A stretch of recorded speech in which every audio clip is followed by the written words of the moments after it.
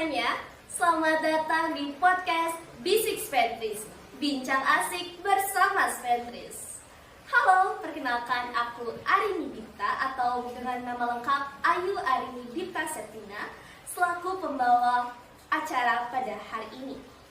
Nah, podcast kali ini adalah podcast perdana kita yang akan di-upload di channel YouTube sekolah kita, yaitu SMP Negeri 3 Penebel. Nah, pada podcast perdana kali ini tentunya tamu kita sangat-sangat spesial. Nah, sebelum kita kasih tahu biodata tamunya, aku bakal kasih tahu dulu judul dari podcast kali ini. Podcast kali ini kita mengangkat tema atau mengambil judul Berbincang Asik dengan Kepala Sekolah Baru SMP Negeri 3 Penebel. Waduh, kalian penasaran gak nih siapa sih Kepala Sekolah Baru di SMP Negeri 3 Penebel? Nah, sebelum ibunya masuk, aku bakal kasih tahu dulu biodata singkat tentang ibunya.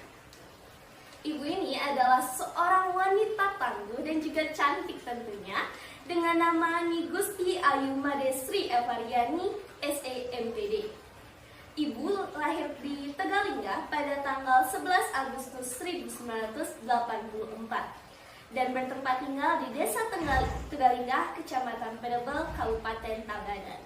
Waduh, kalian penasaran gak sih siapa sih wanita tangguh dan cantik? Gimana sih pesona ibunya? Kalau gitu langsung saja kita sambut. Ini dia Ibu Kepala Sekolah SMP Negeri 3 Penebel, Sri Evariani, SEMPD. Selamat datang Ibu. Terima kasih Arini. Oke, jadi inilah pesona cantik dari Kepala Sekolah SMP Negeri 3 Penebel. Mungkin Ibu bisa langsung memperkenalkan diri dulu dan menyapa teman-teman sekalian. Halo, salam kenal semuanya. Perkenalkan, nama Ibu seperti yang disampaikan oleh MC kita tadi, Ibu Nigusti Ayu Madesri Evariani, dengan nama singkatnya Bu Eva, biar lebih gampang kalian mengingatnya. Iya.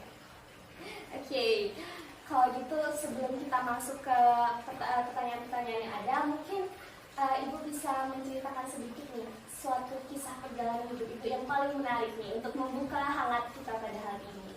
Terima kasih Arini. Apa ya? Perjalanan hidup yang paling menarik. Yang paling menarik yang sampai berkesan dengan Ibu sampai saat ini yaitu Ibu tidak mempunyai cita-cita menjadi guru. Waduh, Cita-cita Ibu bukan guru. Tidak terlintas sedikit pun waktu masih sekolah seperti kalian, seperti Arini ini, untuk menjadi seorang guru. Karena cita-citanya mungkin sama ya, seperti anak zaman sekarang, cita-citanya apa? Dokter. Kemudian kalau Ibu memang pengen sekali dulunya kerja di bank, jadi accounting. Makanya Ibu S1-nya itu kuliahnya mencari jurusan akuntansi. Setelah itu seiring berjalannya waktu, rasanya tidak sesuai dengan hati nurani. Ada sesuatu yang mengganjal di perjalanan. Akhirnya Ibu mengambil kuliah akte mengajar 4. Waktu itu masih diperkenankan akte mengajar dengan 2 ijazah itu, tapi Ibu tidak pernah berinisiatif mencari pekerjaan guru. Ibu diamkan saja ijazah akte mengajarnya. Ibu fokus mencari pekerjaan yang ada hubungannya dengan accounting. Bertahun-tahun itu terjadi, kemudian ada suatu peristiwa yang menyadarkan Ibu sebagai wanita tidak bisa hanya fokus mengejar karir. Kalau dulu Ibu akhirnya bekerja di hotel, menjadi accounting di sebuah hotel yang cukup besar, hotel bintang 5 di Bali, dengan penghasilannya ya memang jauh di atas rata-rata seorang guru. Tapi ada suatu kejadian yang memaksa Ibu terus berhenti dari hotel itu. Pilihan yang tidak bisa dipilih, harus berhenti. Ketika Ibu berhenti, ada bukaan mencari CPNS, bukaan guru. Nah, Ibu mencoba mendaftar di sana, dan memang mungkin jalannya ya, mungkin jodohnya harus ke guru. Ibu keterima PNS tahun 2010 dan ada di sini sampai saat ini. Nah, mungkin nanti lanjutan ceritanya. tepuk tangan tentunya untuk ibu kita. Wah, memang takdir tidak ada yang tahu ya. Iya. darinya cita-cita kita apa, gagalnya apa. Oke deh, kita mau langsung aja nih Ibu ke pertanyaan yang sudah disediakan oleh pihak kita sendiri. Untuk pertanyaan pertama nih, menurut Ibu, bagaimana sih kesan dan pesan menjadi kepala sekolah di SMP Negeri 3 Penebel? Nah, seperti yang kita ketahui, di sekolah sebelumnya Ibu hanya menjadi guru pada umumnya. Namun setelah dipindahkan ke sini, Ibu terpilih atau terangkat menjadi kepala sekolah SMP Negeri 3 Penebel. Nah, itu bagaimana nih Ibu kesan dan pesannya?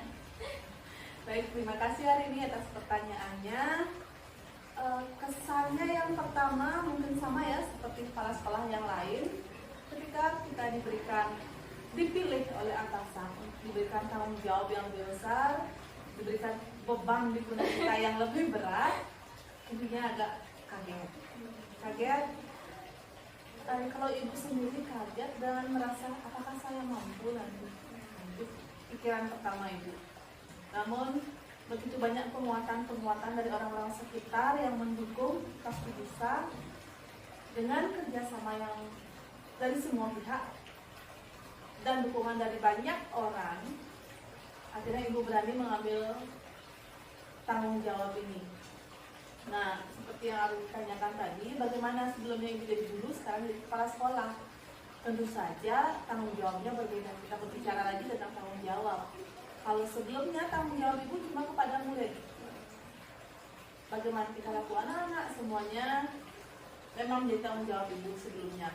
Namun sekarang dengan tanggung jawab yang lebih besar, bukan hanya murid, bukan hanya anak-anak, tapi guru, pegawai, sekolah. Semua stakeholder sekolah menjadi tanggung jawab ibu. Selain mempersiapkan diri, mental, semuanya harus hati juga disiapkan. Karena bagaimanapun ketika kita menjadi seorang pemimpin, tidak akan semua bisa menyamakan keinginan anak-anak atau teman-teman semuanya sama seperti keinginan kita. Jadi hati harus disiapkan, harus siap menerima masukan, siap menerima kritik, Siap menerima aspirasi. siap menerima aspirasi dari semua pihak. Gitu lah. Aduh, jawaban yang sangat-sangat membuat hari ini jadi tersentuh gitu. Oke, itu tadi untuk jawaban pertama nih. Kita lanjut aja deh ke jawaban kedua ya. Ke pertanyaan kedua. Banyak ulangan ini Bu. Kita kayak ulangan ya Ibu. Oke, untuk pertanyaan kedua. Kita ke pertanyaan random deh. Apa sih makanan favorit Ibu? Biar gak tegang-tegang banget. Kalau makanan, kamu mungkin lihat dari postur tubuh ibu ya. Ibu suka semua makanan ini. Oh, aduh. Tapi yang paling favorit itu ibu suka buah. Ibu anak sehat banget. Kalau anak sehat sih enggak, karena perut ibu sensitif. Kemarin sama makan, diajak makan nasi goreng sama Pak Andre itu langsung sekarang efek buah. Ada efek sampingnya. Ada efeknya. Tapi wajib ibu setiap hari wajib makan buah. Walaupun tidak banyak, itu sangat membantu. Kalau bagi ibu. Berarti Ibu selalu sedia buah Ibu. Ya. Mungkin Ibu bekalnya buah juga. Kulkas ibu selalu ada buah ya. Best buah kalau ibu kalian jus ya. Iya. Waduh, hari ini jadi tersindir ini yang jarang makan buah. Oke, kalau misalnya buah sih, Ibu paling suka buah apa kira-kira? Buah ibu sukanya apel, ibu suka nanas. Itu yang paling suka. Apel dan nanas. Ada rasa asam manis. Ibu suka yang asam-asam. Kalau dulu kita waktu masih seumuran kalian tuh yang asam. Ibu suka apel yang paling asam itu. Tapi kalau sekarang sudah usia lagi, Takutnya jadinya asam lambung. nggak kuat. Hmm. Jadi ya ada yang manis-manis. Aduh, itu tadi buat teman-teman mungkin anak-anak SMP Negeri 3 Penebel yang mau ngasih Ibu hadiah, boleh deh hadiahnya buah ya. Pasti diterima. Oke, lanjut ke pertanyaan kedua nih. Nah, kita ke cerita-cerita sekarang. Boleh nggak sih Ibu ceritain sebelumnya Ibu pernah mengajar di mana saja? Tadi ibu cerita di awal ya. Nah, ibu cerita di awal ibu lolos sebagai PNS. CPNS itu tahun 2010. Langsung ibu ditempatkan di SMP Negeri 2 Slemadeg Barat. Kalian tahu itu diangkat di Bajel ke barat lagi, mendekati Jalan Kukuan. Lumayan jauh dari Lumayan jauh. Kalau dari rumah itu 1 jam perjalanan. Ibu ditempatkan di sana sampai tahun 2012. 2 tahun ibu mengabdi di SMP Negeri 2 Slemadeg Barat. Kemudian 2012 Januari ibu mendapatkan surat pindah ke SMP Negeri 1 Penebel. SMP kedua. Iya, SMP kedua. Mungkin kalian sudah tahu ya. Iya. Di sana di SMP 1 Penebel, ibu di sana selama 11 tahun. Aduh, lama ya, cukup lama. Bukan cukup pagi, itu sangat lama. Sudah sangat lama di sana. Sudah banyak generasi yang ibu tambahkan juga di sana. Kenangannya berarti nggak main-main. Kenangannya ya cukup mendalam. Iya. Sudah seperti keluarga sendiri. Namun karena namanya juga karir ya, namanya kita bekerja di instansi pemerintahan, di awal juga kita sudah menandatangani surat pernyataan siap ditempatkan di mana saja. Jadi ketika SK turun, mau tidak mau, Siap. suka tidak suka, harus siap, harus dijalankan. Berarti di sini ibu sudah pernah mengajar di 2 sekolah berarti ibu ya, di Ini SD. sekolah ketiga ya. Ini sekolah ketiga yang ibu datangi, dan dengan angkatan dengan bidang yang beda nih. Jabatan yang berbeda. Jabatan yang beda, yang biasanya guru, sekarang kepala sekolah.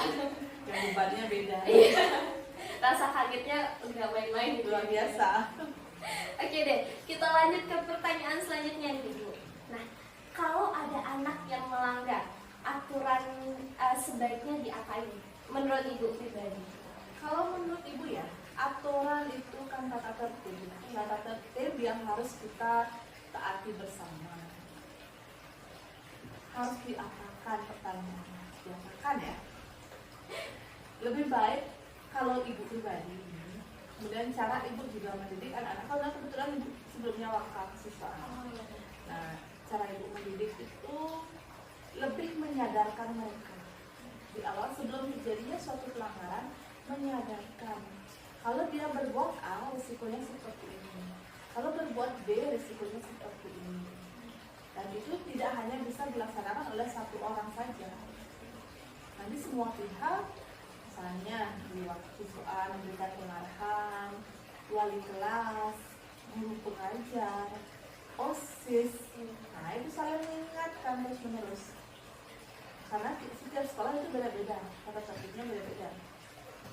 Harus diingatkan dulu, jangan langsung ketika mereka melanggar diberikan hukuman tanpa ada yang mengatakan itu salah. Karena namanya juga manusia ya, itu juga sering lupa kadang-kadang handphone ketinggalan. Nah, gimana bisa ngaksen apa bisa dihukum langsung kan tidak ya? Ada cara untuk menyelesaikan masalah itu. Dan kita dekati dulu, Ya. cari tahu sebelumnya. Ya, sosialisasikan juga tata tertib yang ada. Jangan anak-anak teman-teman tidak tahu. Contohnya sekarang ini kan ketua OSIS. Teman-teman tidak tahu tata tertib, tapi hari ini ujung-ujung langsung menyalahkan mereka ketika mereka melanggar. Itu salah. Sosialisasikan dulu tata tertib yang ada. Kemudian jika ada pelanggaran pertama bisa ditegur, diberikan diajak bicara baik-baik, diberikan tindakan itu. Berarti salah satu poinnya kita harus mendekati terlebih dahulu. Nah, kalau misalnya bicara tentang hukuman gitu, menurut ibu sendiri hukuman itu per kesalahan yang mereka buat atau semua hukuman sama? Per kesalahan dan tergantung kesalahan. Nah, seperti ibu bilang tadi, ibu sangat menghindari hukuman sebenarnya. Ibu tidak mau ada hukuman, lebih baik pendekatan, menumbuhkan tingkat kesadaran anak-anak. Contoh, tadi pagi ibu mengumumkan kepada teman-teman kalian ya, ada rumput itu harus kita jaga bersama. Ibu tidak bilang, nah yang menjaga rumput nanti, nah ini ya, bagaimana cara kita menjaga supaya sekolah kita tetap hijau, tetap asri, tetap rindang, tetap enak untuk dilihat. Karena seperti ada diketahui sendiri kan, sekolah kita ini sangat bagus, luas, banyak tanaman. Kesadaran kita semua untuk menjaga semua lingkungan yang ada di sekolah. Berarti salah satu poin untuk meminimalisir adanya anak-anak yang bisa dibilang lebih ke bandel ya secara kasarnya, itu adalah pendekatan terlebih dahulu. Jangan langsung mengenalkan mental mereka, nanti ujung-ujungnya mereka juga jadi malas gitu. Malah bisa melawan. Iya. Jadi salah satu poinnya adalah pendekatan. Oke, kita lanjut ke pertanyaan selanjutnya. Nah, kita ke pertanyaan random lagi nih. Ini sutradaranya random-random semua ya. Apa sih hobi ibu? Hobi apa ya? Hobi ibu suka naik gunung, mendaki. Namun sudah 1 tahun belakangan ini tidak sempat karena kesibukan. Dengan ibu selalu menyempatkan diri kadang-kadang berdua saja dengan anak ibu. Kebetulan kita hobinya sama. Biasa pagi berangkat, siang sudah balik. Itu dengan anak biasanya. Hobi ibu yang berikutnya ibu suka kegiatan di alam. Ibu suka pramuka. Adventure itu. Ibu suka sekali pramuka dari SMP. Dari SMP ibu jadi kader pramuka. SMA juga mengikuti kegiatan kepramukaan. Ketika terjun kembali ke pendidikan, awalnya ibu bukan pembina pramuka, ibu pembina random lah, karena guru baru kemarin random ibu. Terus ibu melihat ada di suatu sekolah, ya salah satu sekolah itu kok begini kegiatan pramukanya. Akhirnya ibu mencoba, akhirnya bisa berkembang dan tumbuh. Dan mungkin kalian tahu ya, sekarang menjadi yang paling populer. Karena ibu memang suka sekali pramuka. Kebetulan kemarin juga sebelum ibu datang SK ini, ibu sedang ikut kegiatan pelatihan menjadi pelatih di Tabanan. Ibu menjadi pesertanya? Ibu menjadi peserta. Nanti ketika sekarang ibu sudah dapat sertifikat sudah dapat, ibu tinggal melaksanakan nama namanya sudah bisa menjadi pelatih pramuka. Ibu ini multi talent sekali ya. Selain bisa menjadi kepala sekolah, menjadi ibu rumah tangga, wanita karir, bisa menjadi pembina pramuka tentunya yang sudah pasti mentalnya sudah terbentuk sekali. Itu nama kenapa awal kalian tuh wajib ikut pramuka? Ibu promosi pramuka deh. Karena melatih mental. Melatih mental benar. Di sana dari dasar dharma itu, kalau memang bisa kalian terapkan, kalian akan menjadi anak-anak yang luar biasa. Jadi untuk semuanya mungkin yang mau ikut pramuka jangan ragu-ragu nih. Di pramuka banyak sekali manfaatnya. Iya. Oke, kita lanjut deh ke pertanyaan selanjutnya nih. Nah, pertanyaannya, bagaimana nih pendapat ibu tentang penggunaan teknologi dalam dunia pendidikan? Oke, teknologi. Pendidikan sekarang memang tidak bisa lepas dari teknologi ya, Nak, ya. Wajib semua anak bisa teknologi, semua guru bisa. Bahkan anak-anak zaman sekarang itu jauh lebih pintar masalah teknologi. Itu terus dibandingkan kami yang sudah lebih dewasa. Nggak mau dibilang tua, ya lebih dewasa. Hubungannya dengan pendidikan, anak-anak itu harus terbuka. Banyak hal yang ada di teknologi itu yang bisa kalian pelajari yang berguna untuk masa depan kalian. Namun di sana juga ada sesuatu yang bisa mengarahkan kalian ke hal-hal yang benar. Contoh penggunaan TikTok. Ibu tidak pernah melarang orang menggunakan TikTok, tidak masalah. Karena ada di sana edukasinya ada. Namun dipilih konten-konten mana yang pantas kalian pilih. Banyak di sana edukasi. Makanya pilihlah tentang pendidikan, tentang ilmu pengetahuan. Itu yang penting yang akan muncul. Jangan memilih sesuatu yang goyang-goyang nggak jelas, seperti itu nggak bagus sekali. Apalagi membuat konten-konten yang merugikan orang lain. Nah selain itu, zaman sekarang banyak akun-akun teknologi yang masuk ke pembelajaran. Bukan apa teknologi seperti itu, contohnya akun belajar ID. Setiap siswa sudah punya akun belajar ID. Sudahkah memanfaatkan dengan maksimal? Itu pertanyaannya. Anak-anak harus belajar memanfaatkan akun belajar itu. Banyak hal bisa kalian explore di sana. Berikutnya nanti ada kelas pintar. Ada juga Google Classroom. Itu sudah biasa ya. Zaman COVID kemarin kalian belajar menggunakan Google Classroom, Zoom, ada Meet, Canva dan lain sebagainya. Kalian tidak boleh lepas dari itu, harus siap, harus selalu membuka diri untuk mengupgrade diri. Karena zaman sekarang pekerjaan itu bukan hanya dokter yang hebat. Jadi tidak bilang tidak bagus, itu bagus sekali kalau misalnya mau jadi dokter, apalagi bisa kerja. Tapi jangan tutup mata. YouTuber itu nggak kalah bagus ya zaman sekarang. Content creator sudah memiliki nilai sendiri sekarang. Kenapa mereka bisa soal gamers pun ya? Gamers itu nilai jualnya luar biasa. Ingat, kalian jangan sebagai pemakainya kalau ada game. Berusaha mengembangkan diri sehingga suatu saat kalian bisa membuat game itu. jangan hanya sebagai pemakaian. Itu sih kalau itu kan teknologi. Sekarang semua hobi sudah ada pekerjaan masing-masing Iya. ya. Seperti ada yang hobi game, bisa jadi gamer. Jadi sebenarnya teknologi itu mempunyai dua dampak, yaitu positif dan negatif. Tentunya kita sebagai siswa dan sebagai manusia lah ya, bisa memilah-milah mana yang positif dan mana yang negatif, mana yang bisa kita konsumsi dan mana yang tidak tentunya. Waduh, pertanyaannya tersentuh sekali ya, buat saya tersentuh. Oke, ini adalah pertanyaan kedua dari akhir nih.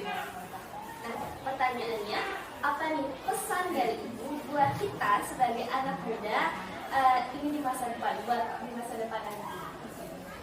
Baik, untuk anak-anak semua, terutama anak-anak ibu yang SMP 3 menebal, pesannya satu, kalian pertama kenali diri sendiri. Jangan pernah membandingkan diri dengan orang lain. Aduh, Aruni bisa jadi MC, saya nggak bisa.